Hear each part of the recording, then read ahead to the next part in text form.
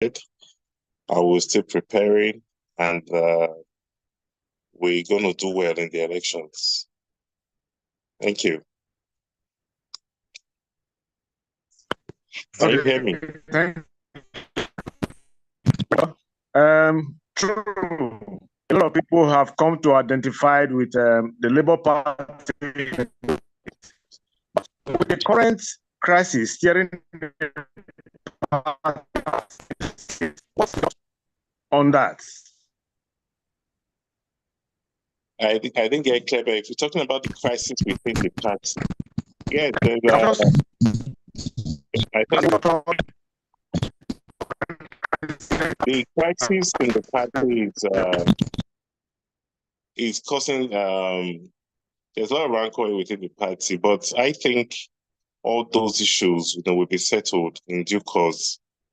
And yes, the state's currently being run by two ESCOs, the Caleb Ballot faction and the RTVA faction.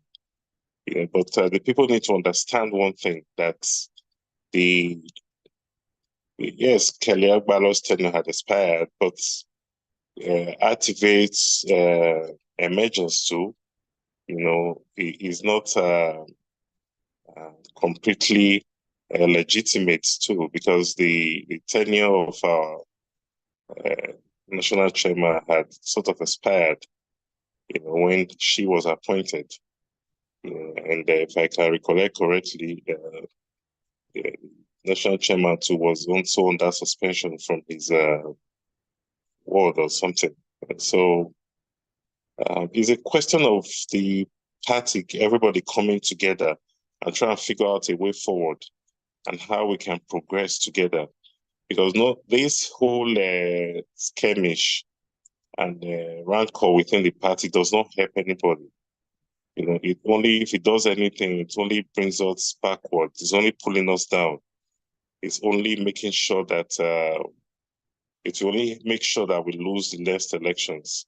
And so it's not benefiting anyone. And I think all parties should come together in a round table and discuss and come to terms with the reality on ground and say, hey, how do we move forward from now? Let us forget about power, grabbing power, who has the power, who is the chairman or not. Let us figure out a way to chart a new course forward so that we can win the elections. Because the house divided amongst itself cannot make any progress. So the crisis, I think, will be resolved. And I think I know the candidate is working towards resolving the crisis within the party. Thank you.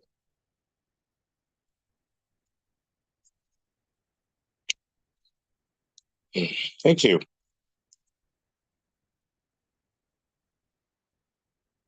Hello, can you hear me?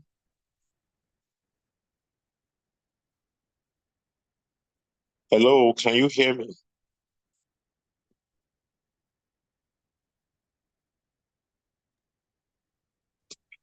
Yes, I'm sorry, I have some issues with my.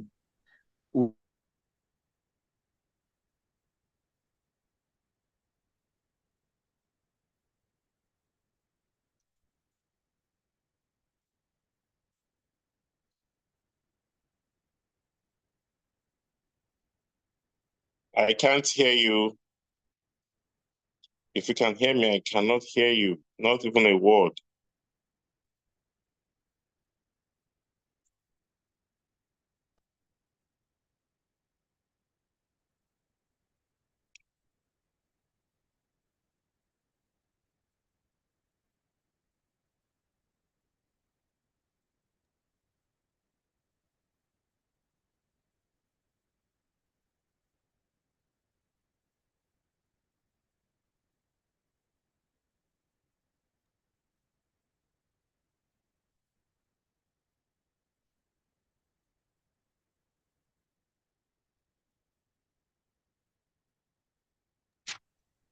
Hello, can you hear me? I can hear you now. Oh, I think he's having a network issue. Okay, he's back now. So Mr. Bonifo, can you please continue? Mr. Bonifo? Maybe someone else with better reception can take over.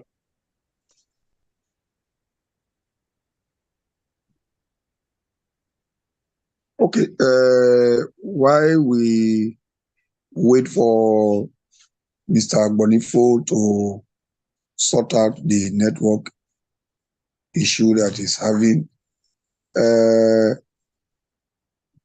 you said just now that the national chairman's tenure has also expired, and that the appointment of RTV as the state chairman is a kind of illegal.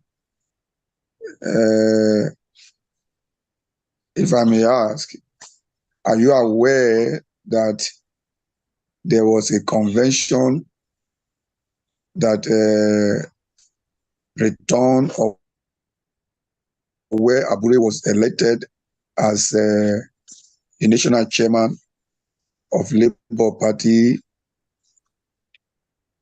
few months ago? What can you throw more light on that? The convention at Newi, INEC has written to that effect that convention is the convention is of no significance and is null and void because the prerequisites to holding that convention was not met. Now, to hold a national convention, it starts from bottom up. There has to be congresses, where delegates to the convention will be elected. Such never happened. That's one of the requirements, And INEC stated clearly, and that INEC stated clearly that the national chairman had written to INEC in December, stating they will be having a convention in Edo. Right, and a few months later, they had now changed it to Abia State. And now there's a requirement that if you want to change the date of a convention, you have to be minimum 7 days before the convention, But they didn't make that requirement. They changed it for the last time 6 days to the convention and moved it to Inewi. So at that point, INEC even realized the minimum requirements for the conventions were not met. INEC did not show up. And if INEC did not record the convention, it means there was no convention. Because today, you cannot go ask INEC to give you the CTC of that convention. There's nothing, to show. INEC has nothing to show there was a convention. So INEC cannot certify that a convention was held. So if INEC cannot certify a convention was held, it means there was no convention, which means whatever was done there was null and void. So it's not something hidden. INEC has also written to that effect. The document has been circulating, and I can send you a copy if you want. Thank you. Well, if I may ask, Honorable, what makes the convention legal? Is it the issue of INEC attending the convention, or it is issue of notification? Which one is critical? Because from the point of Abure, he said INEC was duly notified. And from his own point too, he also said the electoral law or act says, having notified INEC may wish to attend the convention of any political party, not only Labour Party now, and let me wish to attend or may attend or not. So if that is the case,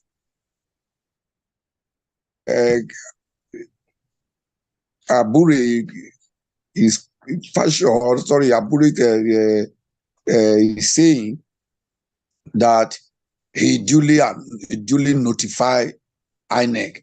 INEC also acknowledged receipt of the notification of the convention, but that INEC did not attend. Is that supposed to make the convention a nullity? If I get correctly, I will ask now. National chairmen of various political parties have caused crises within parties in the past. So Electoral Act is a work in progress. And because of all these issues, steps and modalities for conducting national conventions were put in place so that one man cannot go steal the show, which will now result to litigations and litigations upon litigations. So that is one thing. Now, if you want to conduct a national convention, the requirement is you give 21 days notice. That is the standard requirement. Now, if you decide... Abure said he did that. He said he would give 3 months. Abure gave 21 day notice. He gave more than well over 2 months ahead. Yeah, but there's also a second requirement that if you must change the location of your convention, this has caused a lot of crisis within political parties in the past, where national chairmen will arbitrarily change the location of national convention just to deceive the delegates. You'll be in one location, meanwhile the convention is holding somewhere else. And at the end of the day, there'll be crisis within the party, and they'll drag INEC in. So it's a destabilizing effect it creates. So it was included in that Electoral Act too that you must give at least 7 days notice to INEC if you want to change the date of the convention. 7 days notice is not a lot.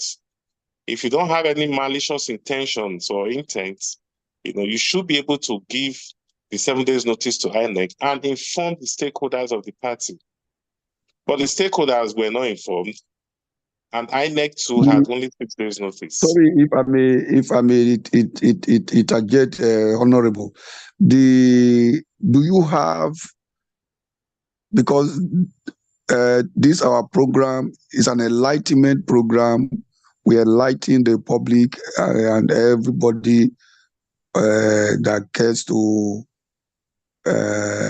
watch this program, and it is a global program.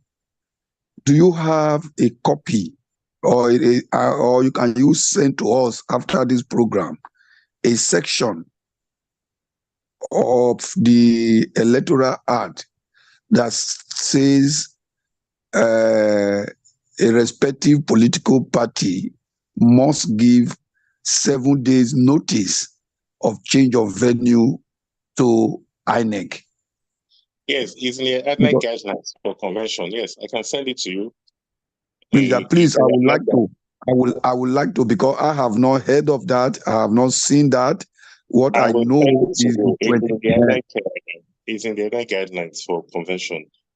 Just the same way the delegates must be duly elected. Where our delegates wait. I would like to. Sorry? I say I would like to have a copy after the program so that I can also enlighten the public and also be informed myself. I will send it to you. Okay. I will send it to you. Oh, okay. But are you aware that on the 18th of this month, which I think that is a week ago,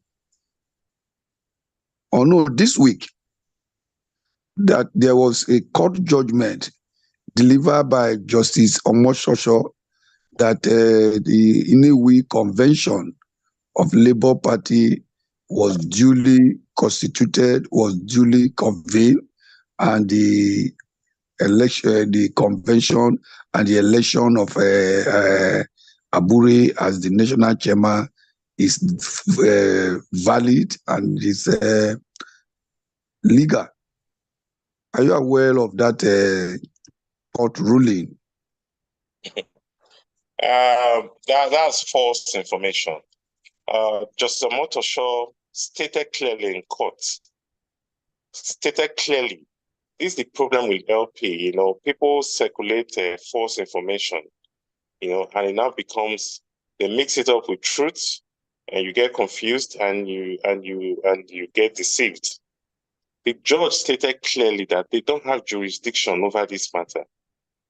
Now, once a judge has said he doesn't have jurisdiction, that is the end of the matter. It doesn't make further pronouncements on whether it was valid or not valid, or who is right or who is wrong. Once it does not pass the jurisdiction test, that is the end of the matter. The case is thrown out. So the judge stated clearly, even the false document they are circulating, if you look at the last paragraph of that document, they have to still put it in there, because otherwise it look like they are circulating false information from the court. It was still on that document that the judge had said that the court does not have jurisdiction. And if you know how legal proceedings work, once the court says it doesn't have jurisdiction, it will not go further to make a pronouncement on the case. The matter ends there, and it ends there. And so what you're saying is a false information. It's not the truth. It's not correct. People are circulating these things just to try and deceive people. So the judge stated clearly that everybody should go maintain status quo and Tebelong, which means the tenure has expired. So if the judge is saying the status quo remains, it's simple.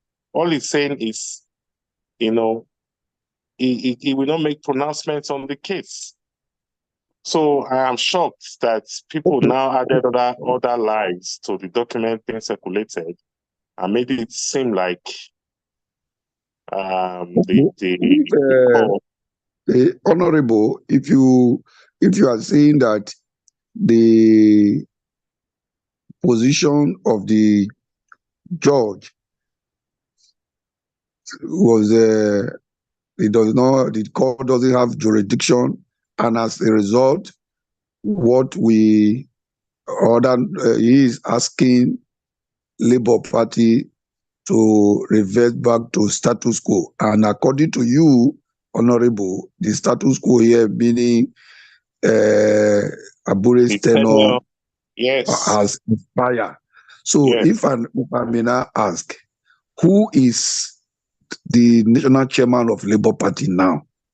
Does that mean that Labour as a party, as we speak, as you are on this studio, does it have a national chairman? Every information I'm giving you right now is the truth, and it's the exact situation we have right now. The party doesn't have a national chairman. What INEC said the party should do is the party stakeholders should come together to INEC.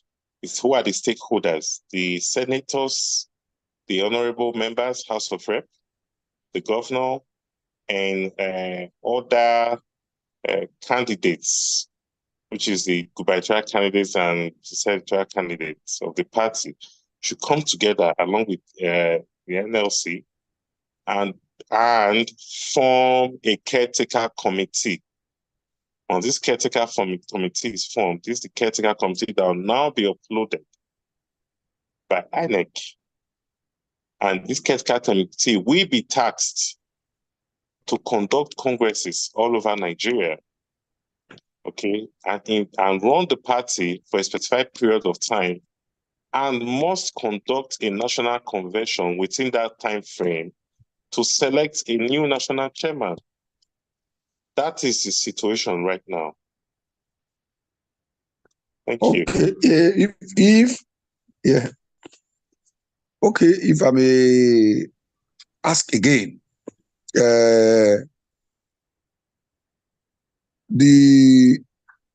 does this what you have just explained to us now, that is the directive of INEC to the stakeholder of the Labour Party, is that in tandem with Labour Party constitution? Because is INEC in a position to give such directive? Yes, the constitution cannot be antagonizing the constitution is not superior to the Electoral Act, just like the Electoral Act is not superior to the Nigerian constitution. So the party constitution is not superior to INEC guidelines and the Electoral Act itself. So you mean I really want to understand this thing very clearly. Are you telling us this evening, Honorable, that that INEC has the authority to set aside the Labour Party constitution and give a directive to Labour Party because they are having maybe leadership tussle or issue? Therefore, INEC can come in and give a directive, and that directive will be binding on Labour Party. Is that the position? Yes, INEC has a department called the EPM, Election Party Management. Now INEC, if there's crisis within a party, INEC reserves the right to step in and find a resolution, a peaceful resolution within the parties concerned, and stakeholders of that particular party. Okay. Now, there's also a gray area in the LP constitution. In a case where the tenure of the chairman had expired, okay, and there has not been any convention conducted, which we have right now, I can step in and help the party form a caretaker committee amongst the warring parties, which will now pilot the affairs of the party. And that caretaker committee will be mandated to conduct congresses for the party. And after the congresses, they also be mandated to carry out the national convention, for the party. And you must understand too, the LP constitution states clearly too, you have to do your congresses before you do your national convention. You don't start from national convention. You have to do it from ground up. So even that is automatically invalidates the national convention we did, because there were no congresses. I don't know, did they do congresses in those states? But somehow, okay, Honorable, no, there was no Congress. Exactly, there were no congresses. So you must do your congresses, from which you also eventually elect your delegates to the national convention. You don't have pick delegates to the national convention. It's not done anywhere. One man does not sit down and pick delegates to a national convention of a party, a national party. But what I heard somewhere, I think I want a clarification on it now. I know that, rather I was told that the tenure of the national the working committee and that of the state working committee down to the ward, they are not at par. And for all inclusive Congress to take place, there must be a harmonization of the tenors. And for the harmonization to take place, it has to be through a Congress. And that is why, since inception, Labour Party has never had any inclusive convention.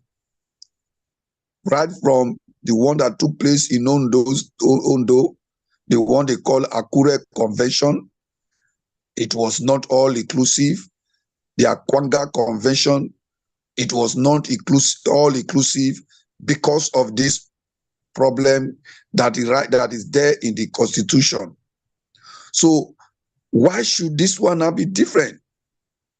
Because okay, go ahead.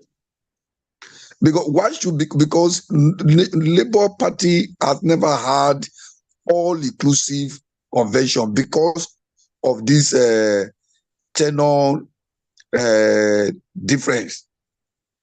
Because for you to have all inclusive, there must be tenor harmonization where you can now conduct congresses from the ward to LGA to the state before they now converge at the national level or the national convention.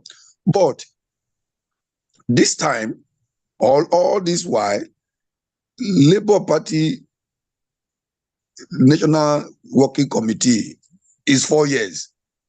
The State Working Committee is 3 years. Then how do you? There is already a confusion, and I think the only body that can solve this problem is through a convention. Also, I think, I don't know, that's where I want to be educated, or that we want to be educated. I think the best thing is for the party to review the Constitution, take a look at the Constitution, look at those gray areas that are giving us problem, review it and do an amendment to those sections, because there is no way they can have a all inclusive convention. Other party, yes, but Labour Party, it's not possible because of this tenor difference. Or are you saying? No, let me ask you this, Honorable, so that you are going to give us your answer. Are you saying that Labour Party has had all inclusive convention in the past? Then, Okay, if yes, now I'll explain something to you. Okay, the national chairman of Labour Party has the powers to extend, okay, the state ESCO's tenure. And he can do that. Is it the national chairman or the national? The National Working Committee has the powers to extend not the National Working Committee, the National Executive Council, NEC. NEC It is the National yes, not the National Working Committee. Yeah, but the situation we found in Labour Party is you see one man doing it, you don't even doing it. You know? Now the thing is, I will explain something to you. Okay. Okay. It doesn't matter. You know, if the tenure is 3 years for the state schools and the National Working Committee is 4 years, that is not an excuse for there not to be a national convention and for there not to be congresses, because the tenures of the state schools can be extended to accommodate this if that becomes the problem. And I am aware the national chairman. That would have been a breach of the constitution if it is done that way. I am aware the national chairman extended so many states. The national chairman extended so many state tenures. No, I am not trying, honorable. I am not trying to. This program we are not on. COPDEM is a political, so we are not for any particular person. So what I'm trying to say, I am not in any way defending Abure, right? And I'm not trying to condemn him. I'm stating the facts here. Yes, but the point I'm trying to make is this. You must understand something too, okay? That the Labour Party you were talking about, Akwanga Convention, Akure Convention, that Labour Party is not the Labour Party of today. That party was a very small party. It's just like you saying you did something inside one port, okay, in a little village, okay, and people kept quiet and said nothing. Then all of a sudden, you want to repeat it in a big city like Lagos. You know, of course there'll be scrutiny. Labour Party of 2021 was nothing compared to the Labour Party of today. So a lot of things. I agree with you. I agree with you 100% on that. But the constitution. I agree with you 100% on that. But the constitution must be strictly adhered to. What I'm trying to say here is this. When you said Abure extended so many states working committee, I don't want us to look at it that it was Abure who unilaterally or single-handedly extended those state working committee tenure. It was the National Executive Council, NEC. It's just that Abure is the chairman. But it was, I think it will be properly, I think it should be properly put. Yes, I agree with you. I agree with you, but that's not the Executive Council extended. Yeah, but I agree with you, but that's not the discord here. It's not whether it did unilaterally or in consonance or concordance with NEC. That's not the discord here. You know, what I'm saying in essence, it was done and it can be done. You were the one who brought it up like that, you know, the 3 years and 4 years thing. And I'm only saying the tenures can be elongated. If that becomes the lacuna, if that becomes the problem, then extend the tenure and let's do the congresses. You know? Yes, I think that even the national convention we are talking of now. Yeah. Right? Yeah. If people did not, if the national convention was fixed for a party that is this big and nobody knew about it for 2 months, almost 3 months, till somehow information leaked to the public, you know, through some other means that Labour Party is having a national convention in so day. And people were asking, is it true? Is it true? The party never told us we were having a national convention. Not up to 1 week after it leaked to the public from somewhere. And people were still denying it and the party refused to confirm it. So how do you have a national convention in secret? National convention is supposed to be the pomp and pageantry of any party. It's the hallmark of the party's activities. You don't hide it. It's not a hidden. It's not a hidden thing. When APC is doing a national convention, they use Eagle Square. You see, they advertise on all medias. When PDP is doing it, it's advertised where even the child knows that something is happening in Nigeria. You understand? So why is it that ours was fixed for over 2 months and nobody knew? Letters were written to INEC in December. And up to the end of February, nobody had any idea. Why was the National Convention being hidden? These are the things we should ask ourselves.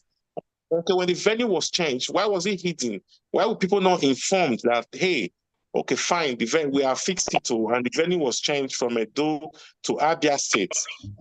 The party still didn't inform anybody, even the stakeholders, the senators, the House of Representatives. It was still rumors. Mr. Briefer, please can we go back? Thank you. All the input. And so I was struck by so much discussion. But back to Edo elections, what do you think can be done to foster reconciliation within the party before the elections proper, so that we can be for the? I think everybody just need to sheath their sword and bring down their egos. You know, with what is going on, the party is almost in disarray, and so and people are benefiting from this disunity. You know, the party needs to come together. You know, the new ESCO, legal or illegal, has to come together with the old ESCO, you know, which were rightfully or wrongfully dissolved, and chart a course forward. Let us finish the elections. And then we decide how to move the party forward. But the way we are now it's a big problem. It's a clog in the wheel, you know. And for it to move forward, somebody has to take leadership. You know, the national chairman is from Edo State. You know, he can bring the parties together and say, fine, let us chat and let's figure this out ourselves. You know, yeah, but right now people are benefiting from this disunity, and nobody is interested. People are not interested in bringing the party together. So it's almost like it's a deliberate thing to scatter the party. So the party needs to be united. And the only person right now, the only people who can actually say, okay, fine, let us chart a new course forward, is the candidate himself and the national chairman, who happens to be from the states. Though his tenure has expired, but he's still a leader in the party. You know, he can say, okay, fine, let us figure this out. After all, he's the one that appointed the new ESCO. You know, mind you, the new ESCO was not elected. There was still no congresses. So if they could do that, so why was the tenure of the old one not extended? Yeah, so I think that answers your question. Thank you.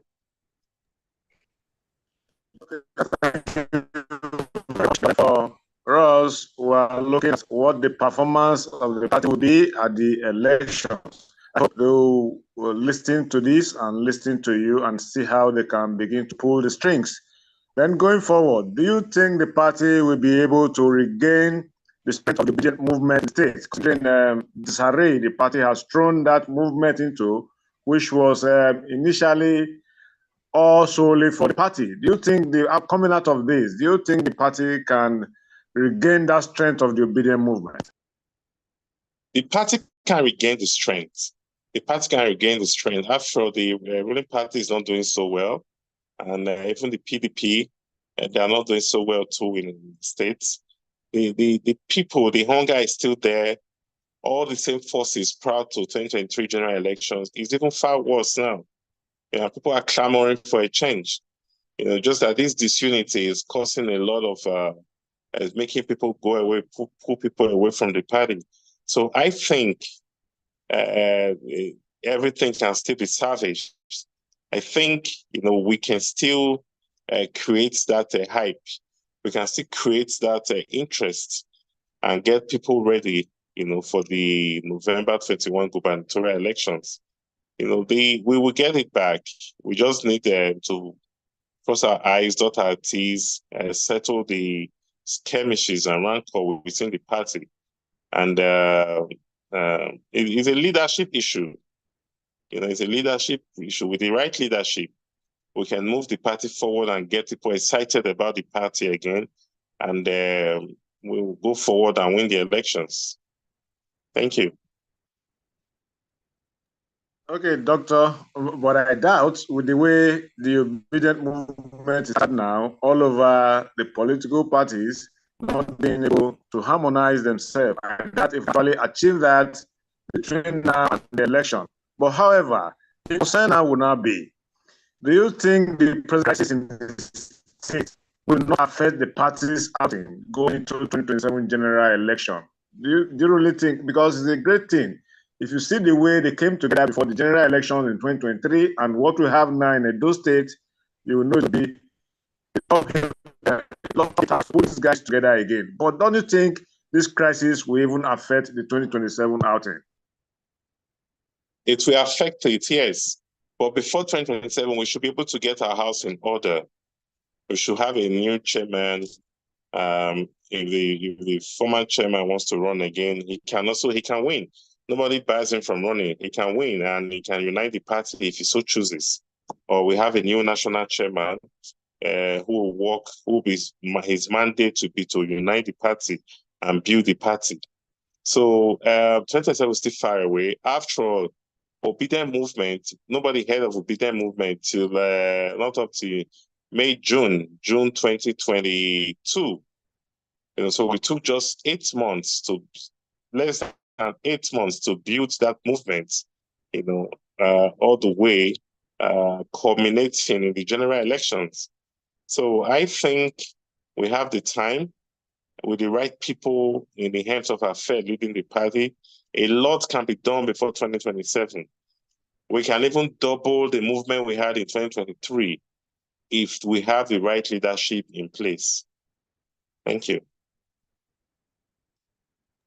Okay, thank you very much, sir. Let's hope that we'll begin to be able to put these things together, because good governance is not negotiable as far as COPDEM is concerned.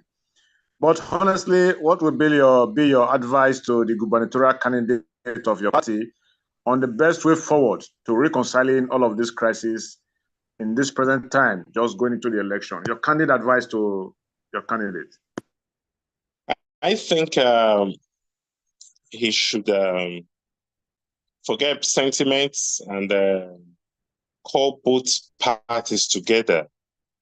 Both the RTV faction and the Telegbalo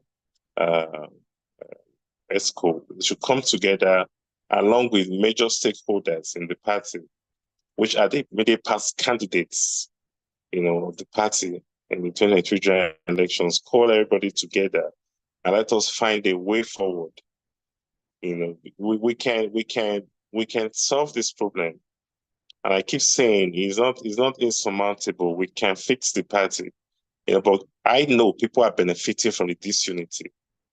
People highly placed within the party in Edo, they want this, they enjoy this, and that is why this happened in the first place.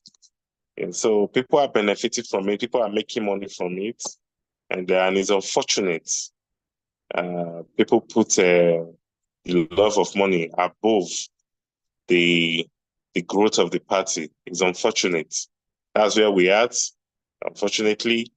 And I hope the candidates can find a way to unite the warring parties. Yeah. Thank you very much, sir. It has been a nice evening with you. We will also entertain some questions from the audience. But while we are waiting for anybody who want to have a question for you, quickly, sir, what is your political ambition coming out of 2023? If you want to share that with us. For now, I'm just at the Senate. I live in Canada, and I just shuttle to and fro. I have a position in the Senate as the chief of staff to the FCT senator, and I'm learning the ropes here in the Senate. I'm here every day, and I really want to work for my people. So I most likely want to run again, if God wills it. Run again, and I've learned my lessons and the mistakes of last time. We narrowly missed it due to the Nigerian factor, the rigging factor, and inexperience, and my trust in the system. And I've learned that you cannot trust the Nigerian system. So I'm learning the ropes here in the Senate and seeing how everything goes and how everything works. It's a school for me. And I think I would like to put it to use here at the Senate. So I may run again for the Senate in the next elections. Thank you. Okay, sir. We'll be looking forward to seeing you again in the field. Thank you very much. I don't know if anybody in the audience have any question for the Honorable here before he gives us his last word. Would there be any questions for him on Edo elections and Labour Party, the chances of Labour Party in Edo elections? Okay, Mr. Rampan Jr., please unmute your mic and speak. Thank you very much, Mr. Moderator, and kudos to our guest today. I don't know if I missed this part, but talking about Edo elections, it has been on the social media that quite a number of Obedience who formed the bulk of the votes for the presidential elections in 2023 to give Labour Party a very visible position in Edo State have moved their loyalty to other candidates. Well, particularly, I think prominent among them is the PDP candidate. Now, if Labour Party is able to, quote and unquote, reconcile itself, do you think there's a possibility for those who have openly declared their support for another party's candidate to have a rethink? And if so, how? Yes, sir. Yeah, I think, just the same way, because of all the rancor and acrimony within the party, they decided to work with some other candidates. When they see that the party becomes strong again, and the Labour Party, as it is now, is an idea. It's an idea of good leadership. It's an idea of we can make a change for the better. And that's why a lot of us came in. That's why a lot of us came down. I, for one, I have never joined a political party before in this country. Yeah, I wasn't interested because the politics was dirty and I didn't want to be part of it. But for once, I thought, you know what, it is time to stop criticizing and help fix the system. And so there are a lot of these people who did the same thing are called obedience. They came in and because they wanted to fix the country. Yeah, there are a few frauds here and there. There are a few people who had other intentions and other motives. And those are mostly the people you see that ran away. There's storm everywhere. You can't say because there's a storm, you run away. I mean, when I just relocated to Canada, I remember my first winter. It was brutal. I've never experienced such things at minus 40, minus 30 degrees. And I thought of running back to Nigeria, and it's at the point I knew that wasn't a choice because I had to face it and move forward. And so you don't run away because there's a storm. You don't run away because there's a problem. People that run when there's problem, they are not ready. That's when you fish out the fakes and the real. We don't expect it to be a simple or easy ride to fix Nigeria or to grab power in this country, given the kind of people who are in power, people who are ready to grab it and take it by force. We came trying to do the right thing, and so there are still, those core people are still there, and we will attract more of our kinds. Those that want to go, fine. If they want to come back, yeah, they'll if they see the leadership issue is resolved and the party is now waxing strong, I think they will come back. But for now, it might not be the foreseeable future. But and there are some who left because of financial inducements. If a majority of those that left is due to financial inducements from other parties, whether financial or all sorts of inducement, cash kind, whatever it is, because of the biting economy, So it's I believe the party will regain that morale, that strength it had prior to the 2023 general election. Thank you. Okay. Yes, sir. So if I get you right, quite a number left for inducement. Some were not actually obedient at heart, that actually moved elsewhere. Oh, but their initial discontentment was the process of the primaries that brought up the current leadership or the candidates of the Labour Party. Well, what would you say to that, sir? I was there for the primaries. I got to Edo State 3 days for the primaries, and I was there throughout. I saw everything. That primaries was free and fair. Nobody rigged it. People were trying to rig it for a particular candidate, for a particular aspirant. They were trying to rig it, and for me, what we represent is fairness, equity, and justice. That's what we claim to represent. Yes, we were all saying that Asian gender, But if the Asian candidates could not muzzle the enough delegates to win the primaries, should it now be rigged to accommodate? I am an Asian man. Should it now be rigged to accommodate that Asian gender? So why am I here? What do we now stand? What do we represent? If we say people rigged us out of the 2023 general elections, my elections were rigged against me, or it was rigged against him, and we went to people were angry about that. Now, should we also do it? People rig elections for one reason or the other to get power. Should we now say because it's Asian agenda, we have to rig the election against the Benin candidates? This is something we should look at critically. I was there. The election was free. It was open. Everybody saw what happened. All the delegates voted openly. All the votes were counted openly right before everybody.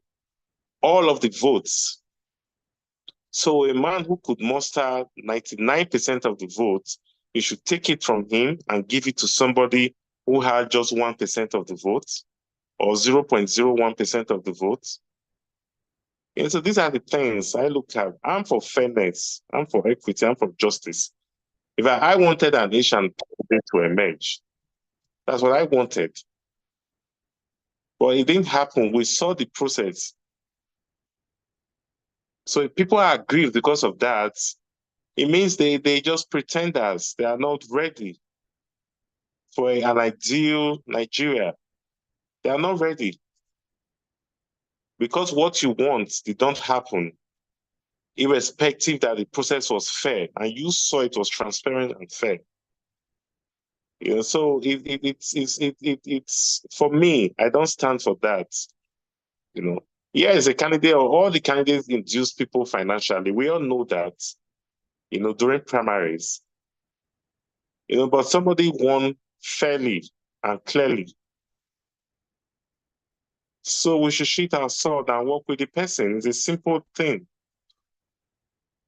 Thank you. Thank you very much, sir. Just one last question, sir, if you don't mind. Clearly, it's a different page.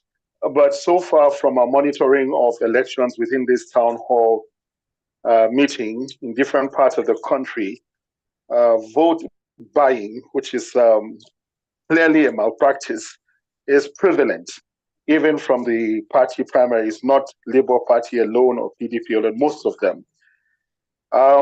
Looking at the forthcoming elections in Edo State, do you think the vote buying will also play a crucial part?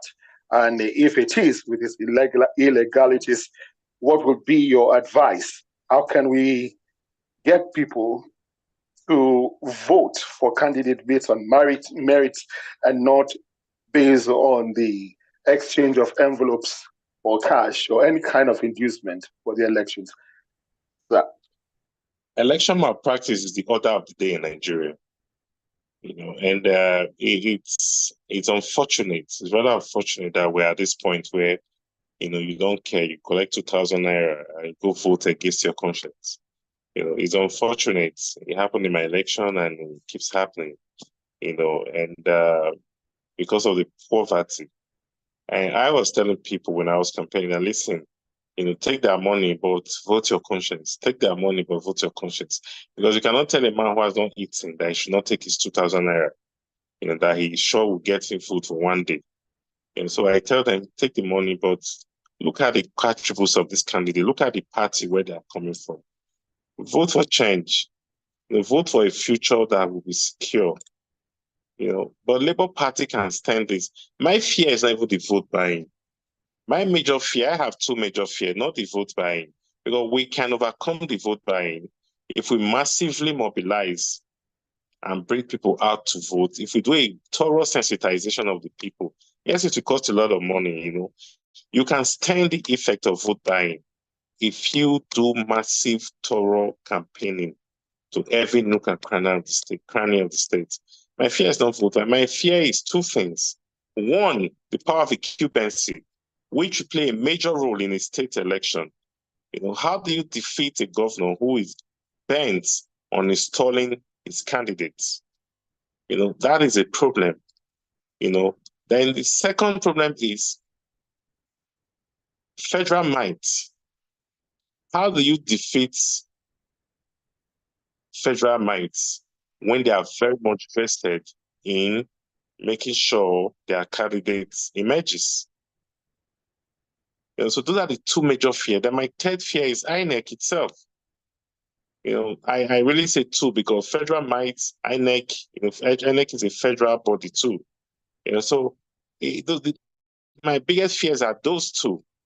We know what could be done with federal might in this country. So even if your election is taken from you, you go to court, you still cannot do anything. That is the effect of federal might. So I don't fear vote buying so much because the candidate can deploy resources and stand the effect of vote buying, and make sure, the people come out massively. The turnout is massive. You mobilize the areas where you have strength massively. It will outweigh the effect of vote buying. But all of that can be outweighed by incumbency power and by federal might. So how do you stop those two? So the question should be those, rather than vote buying. So I think we have a big issue at our hands, which we have to find a way to all resolve. I don't know how you could stop those two, and we're still trying to figure that out. And I hope we can before the elections. Thank you. Okay. Thank you very much. Thank you very much, sir. Just before your final word, a follow-up to my national chairman question and to some of your responses. From the experiences we have had in elections in the past in Edo State, the votes of the people normally counts. That has been the experience. The federal might, the incumbency, has really not been effective in Edo State in previous elections. But again, what I wanted to just ask quickly is this. Before the primaries of all the political parties, at least the major political parties, there was this general consensus among the Edo people that power should actually central. Don't you think that will affect the outcome of the elections?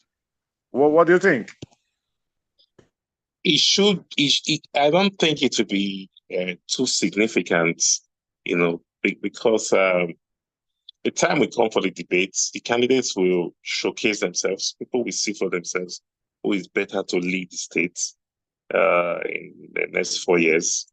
So even though we're saying Edo Central, I'm from Edo Central. I want Edo Central, but I have my reservations with the candidates we have, and are they the best we could have gotten from Edo Central? That is left to be seen, and the thing is the voting bloc is the Edo South. That's 58% of the votes. So it can have an effect of nullifying it will mar the effect of power shifting to Edo Central, especially because the candidates themselves are not that strong. If you have real strong candidates, people, even they're docile themselves, will rally behind the candidates and say, you know what, this man deserves to be governor. This man can lead us impartially and protect our interests and the interests of the Edo Central people and the donut people. But when you don't have people with that charisma, with that quality, it might be hard. And let me also say something. You said that previous elections, the federal might and state might had no role to play. If it, During Goodluck Jonathan, there was some sanity in this country in terms of elections. He didn't interfere. He wouldn't want to. He never interfered in the elections, and he tried to make sure INEC was very free and fair. And so the effect of federal might was minimal, and Buhari to a large extent didn't interfere. I don't know if we can say that for the current administration, given the fact that we all know what happened in 2022, when the current person at the helm of affairs came to Edo State to campaign for APC. So we don't know if he has let go of that. And there's another factor too, and that's Shomole. So I don't think they will not put a thumb in the scale. The stakes are very high now. And even for the governor himself, he's fighting for his life. So he will do all he can to install somebody there. Yes, it has not previously worked in the state, and that's probably because the other governors, they just want to install, they don't really care. They were not fighting for their lives, and they didn't really care like so much. It wasn't a do or die issue for them. But can we say that's the case for our current governor? So all this is left to be seen. So let's see how it all plays out. But I'm very hopeful for our people, the Labour Party, and we'll see how it goes. Thank you. Okay, so thank you so very much. We'll see how it goes in the coming days. We'll see how it goes. So, sir, just before we call it a night, we'd like to have your final word. I'll say thank you for having me, and thank you for allowing me my views on this program. One thing I want to say is people should not give up hope. There's a chance we could win the elections. What we need to do is massive mobilization. People need to look at the candidate themselves, what they've done, their antecedents, what they represent. Apart from that, what do this person represent? Who is he working for? What does he want? Why does this man want to be governor? Is he coming to work for the leaders? Is he coming to protect somebody who was leaving? Like, why do you want to be a governor? And our people, I'll say that we should conduct proper debates. Let's talk to these people. Let's interact with them. But the TV-style debates and town hall-style debates, and put these candidates on the hot seats. Let's know who they are. The days are gone where somebody will just showcase someone and they'll find a way to manipulate the elections and take it all. We should get more involved. We should demand justice in our electoral systems. And there's no way Nigeria will move forward unless we fix the electoral system, unless we start looking at our candidates. Otherwise, we're going to keep, if there's a bunch of baskets filled with bad oranges and good oranges, if you cover your eyes and you keep picking the bad, or you will always pick bad oranges. If 80% of that basket is filled with bad oranges and you don't look critically before you pick, your tendency is that you're going to pick a bad orange every time. Nigerians are not all bad, but you still have a lot of good people in this country. But the thing is, we are faced with a case where there's always a bad bunch to pick from. So and people pick blindly. One sentiment or the other. Oh, he's from Edo Central. Oh, he's from Edo North. Or he's Muslim. He's Christian. Let's put all those aside and look at these people critically. And the only way we can do that is to conduct proper debates, proper town hall debates, and proper TV debates where people will see them for who they are. And I believe if these are done and we mobilize properly for the election, Labour Party will come out victorious. Thank you very much. Thank you very much for your time this evening, sir. We hope to see you again on our town hall series before the elections. With us this I want to also thank everybody. Okay, I want to also thank everybody that has been part of this program this evening. Until next week, when we come online again, say good night to everyone. Thank you, sir, for being our guest.